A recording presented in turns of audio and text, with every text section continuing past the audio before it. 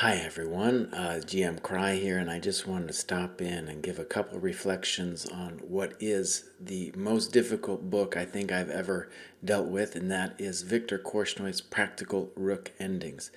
I tried to read this book about 20 years ago, and I had to stop. It was too difficult for me. The variations were like a wall that I couldn't push through. Since then, I've done a lot of work with the rook endings. This book helped me a lot. It's very hard to get. Don't even try. But it's a compilation basically of key positions, especially with the rook endings. Done that a bunch of times. Did the rook ending book by Smyslov and Levenfish twice, and those books basically gave me a foundation, I think, for what we could call the key positions. And one of the things that this book does, which is this weird and elitist thing, is it pretends like it's for everybody. And it gives like an ABCs of the rook ending at the very beginning. And one of the things I want to say with this is, first of all, the book is with every best intention doing what it's doing. But what it helped me understand is that rook endings really are their own separate discipline. In the same way that you have, say, mathematics, and it's got different kinds of mathematics. You got geometry and statistics, and really they're two totally different things. Rook endgames are a little bit like that. They're their own separate beast. And they're very difficult to learn, and they have their own rules. And sometimes people think they're simple when they're really not simple. Thinking about math, actually, and elitism, I can recall as a young kid trying to learn math on my own because I went to public school and didn't have a proper foundation of math and didn't have a lot of the key concepts ingrained in my soul. Kind of the same way you would need those concepts to approach the rook endgame. And there would be books, and they would, like this book, give me kind of an ABCs of whatever discipline it would be that I was trying to learn.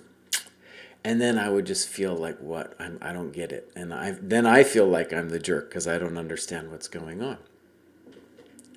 So, this kind of material takes a lot of preparation just to get into.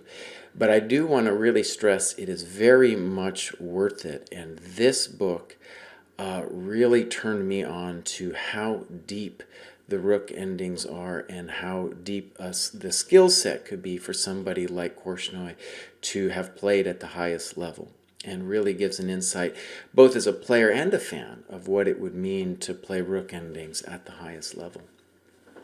A couple things here. This particular position that we have in front of us is from Korchnoi's 1978 match against Karpov, and he spends 21 pages on it. And something that this turned me on to for myself is, instead of having your book of games where you annotate a game, just do the rook ending because it's a separate phenomenon. I'm going to try to look back at some of my own rook endings and, maybe make an annotation or two here online because it's its own separate discipline.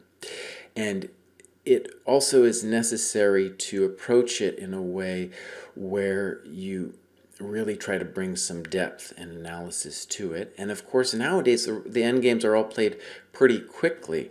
But like all things with chess, if you study a lot of it on the side in your homework, when you play the game, you're going to be able to see a lot more, even if you have less time on the clock. Now, one thing that I want to stress is there's something I've said in other book reviews, which is it's great when we have a book that's from the pre-computer era or analysis from the pre-computer era, because that allows us to see someone who's very strong at thinking. Whereas if you have somebody giving computer variations, it doesn't help. Right? Like I really despise the My Great Predecessors book by Kasparov because it's a lot of computer gobbledygook, and to a certain extent I get it. You want to say what the truth is. But as a reader, I can turn on the computer. That's no problem for me. I'm interested in seeing what the person saw and how they saw it. Once you turn on the computer, you can't unsee it anymore. So what I did on my show, my Road to 2500 show, which I'll leave a link in the description, is I tried to do a couple of these positions just from memory and see if I could put it into words and understand the variations. And if you want to see me flummoxed, you can watch those, and that gives a good sense of how difficult these endings are.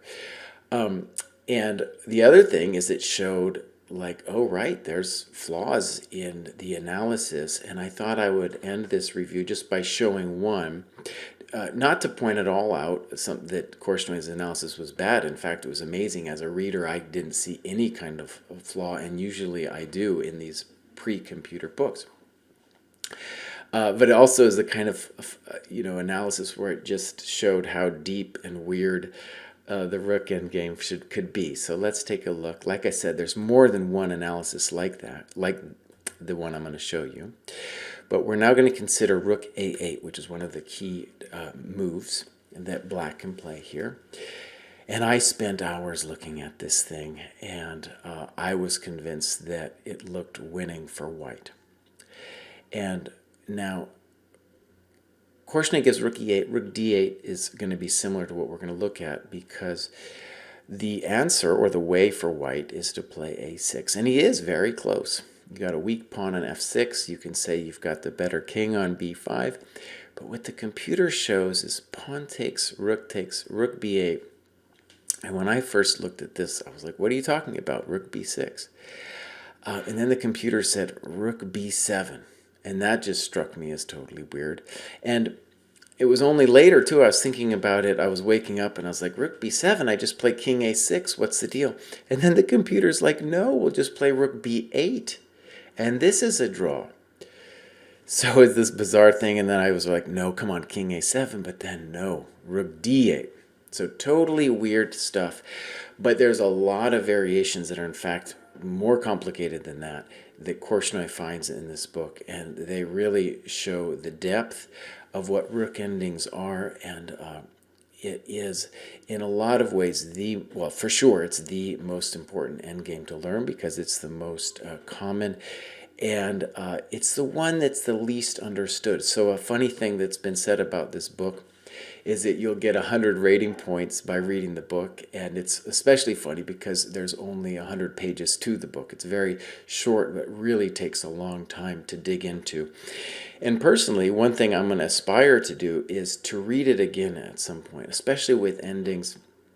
I feel like if I can do it at some point and then come back to it later in a kind of woodpecker learning method, whatever you want to call it, I'll be able to digest the material the next time around a little bit easier. Anyways, I highly recommend this book, but one of the reasons I wanted to do this review is just to let people know that if you're doing this thing and you feel like it's too hard, that is totally correct and proper. It is very difficult, but it should help you. Even if you don't feel like you'll ever be able to play this level as a player, it will help you still as a player, but as a fan too, you can appreciate what chess is at the highest levels when it comes to these endgames. Okay, till next time, bye-bye.